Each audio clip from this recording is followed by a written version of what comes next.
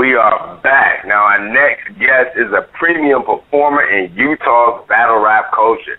His laid-back but bar-filled style can be found all over the internet, and he continues to stay in the upper echelon of AHAT's battle rappers.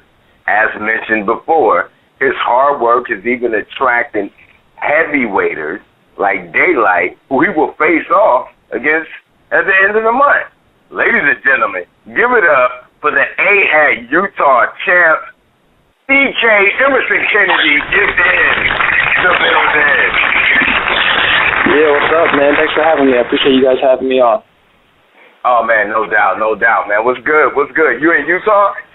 Yeah, I'm in Utah, man, getting ready for this Daylyt battle, man. Hopefully I got to bring my best against this dude. Hey man, let's go right into that battle. Since you mentioned it, Daylyt, obviously the biggest, in terms of views, in terms of competition, the best guy that you have faced. How are you feeling about it? Are you, let me ask you this. Me and Tech Master Stroke, we love your style, by the way. We love your style. Appreciate that. Thank you. It's so laid back. However, now it's so laid back that it took us a couple of months to catch on. Now, because your style is so laid back, but you spit bars. All right, and so we finally start really listening to you, and we're like, man, this dude really has bars. Now, going up against someone like Daylyt, who's an animate performer, much more aggressive, how are you feeling? Your preparation, especially as it relates to performing, where are you at in terms of going into this battle? You know, that's a good question, man. And I notice with the little buzz I've been building, I see a lot of times comments on YouTube or just like a lot of other battlers will say the same thing. You know what I mean? They love what I'm spitting, but they think I could work on the performance quite a bit. You know. And that was me. That's kind of how I am. You know, I grew up watching battle rap, and like a lot of people continue to watch battle rap. And 99% of performers have that aggressive style in your face. And I kind of wanted to do a little something different. You know what I mean? Growing up, or just even a couple of years ago, Young Ill was like my favorite guy to watch. You know, and Young Ill had this thing where he'd be all in your face aggressive, then he'd throw a punchline your way that was really soft and just almost kind of like whispering it to you. And that always like hit the hardest for me when I was watching it, you know? Yeah, definitely. When he says that, kind of like caught us off guard. We were literally, you know, I don't know if you've seen the battles that we've posted with you on the site. One of the first ones we posted was the Danny Myers versus Emerson Kennedy 24-hour notice. That was a tough one. That was a tough one. But the thing is for when y'all came with that 24-hour notice, that was the first time I've seen you. And then Danny was so rugged and raw with it that it kind of like overwhelmed. It overwhelmed the bars you spit. You see what I'm saying? Because I initially wrote in the beginning of the piece, like, I was concerned for Danny after you finished. But then he just really overwhelmed the rest of the battle with that one-off. Exactly, yeah, and I agree with you. You know, I'm stubborn, but I see kind of what the fans want and what the professionals' advice are for me. So I have to find that common ground between still, you know, delivering the way I want to deliver it, but still finding a little bit more aggression, and that's kind of what I'm working on with Daylyt. You know, I'll probably spend, when it's all said and done, 2 weeks writing, and then I'm practicing performing it afterwards, you know, so I kind of separate the two. I kind of break both of them off, but go ahead. Yeah, I think you're right about catching the middle ground, because the last battle against Scheme, when you went first, it offset his aggression in a sense to where it just wasn't as effective after watching your laid back kind of like, I'm spitting these bars at you, you know what I'm saying? Yeah, you can scream in my face all you want, but it's not really affecting me. That's how I took that battle. Yeah.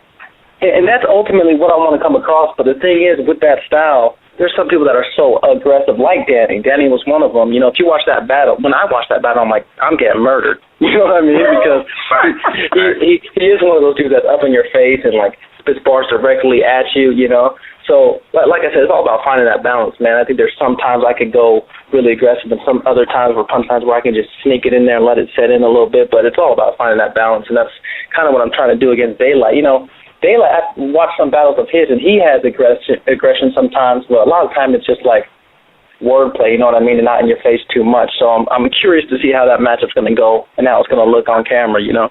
I think it's a good matchup. Matchup because you're right. Daylyt often is kind of more laid back. When he's quicker to the punches, so are you.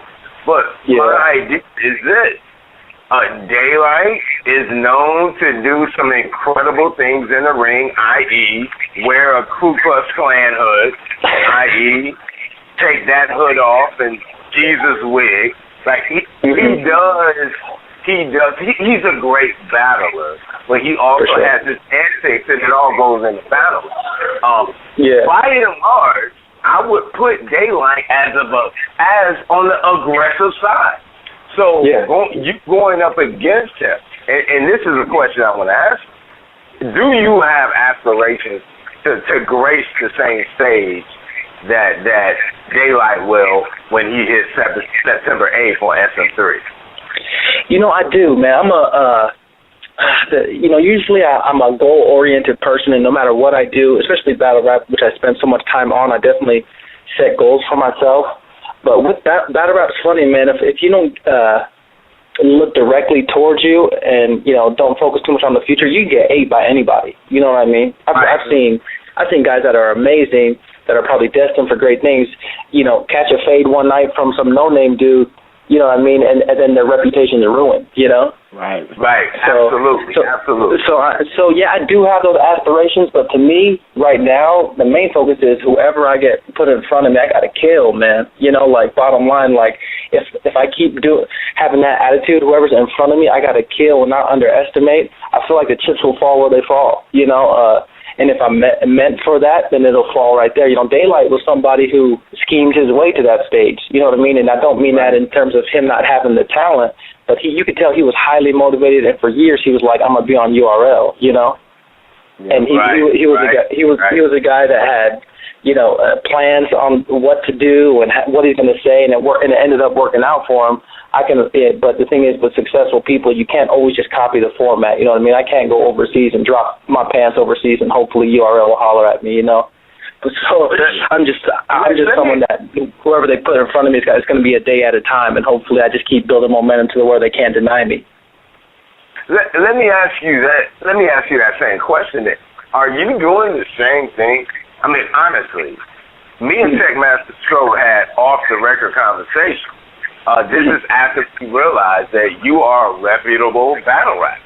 And I'm talking to Techmaster. I'm saying, man, this guy really has bars. Like, you could take some of the same bars, that AEIOU bar, for instance, against Sound Wavius, just blew my mind, man. It was really dope. I mean, man, it was awesome. It was awesome. And that could have been, those kind of lines can go right on the smack stage. The only thing is, it is that laid back, because you saw what happened to Chilla Jones against Daylyt. You know, and he's a little more aggressive than you. But the fans and worldwide, a lot of people were saying he lost 3-0 based off the fact that he's a little bit more laid back. I do think that I will say that Chilla Jones runs schemes so long that you're probably quicker to the punch, but you're more laid back than Chilla. So in the effort to get on that smack stage, is that, like you said, if that is in your target range, are you focusing now? Are we going to see more of an amplified performance from you going against Daylyt? You will. Yeah, I guarantee that. You will. I have to. You know, like I said, I'm stubborn, but I can admit when maybe I have the wrong vision. And in the beginning, I was like, the bars are going to speak for themselves. No matter how I say them, the bars are going to speak, you know. And that was wrong. You know, I underestimated how important, you know, your movements were, aggression. You have to make these people believe it when you're saying it, you know. Right.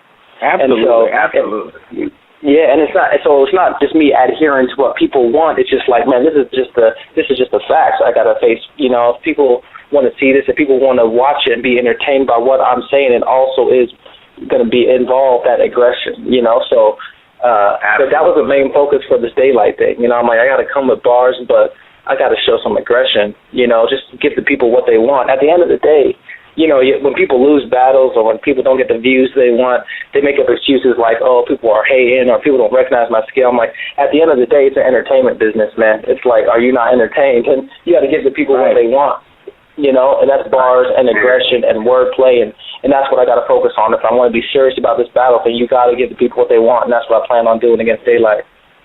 Yeah, I would say definitely you're on the right track. Don't lose too much of yourself. I want to jump off Daylyt for a minute here. I don't want him to take over too much of the conversation because I really want to give the fans a little insight on Utah's battle rap culture because I think it's kind of hidden in a sense. Mm-hmm. For sure, yeah. I think it's, when you think of Utah, it's there's so many things that come to mind that doesn't involve rap, and the things that do come to mind are almost contrary to rap music, you know, let alone battle rap.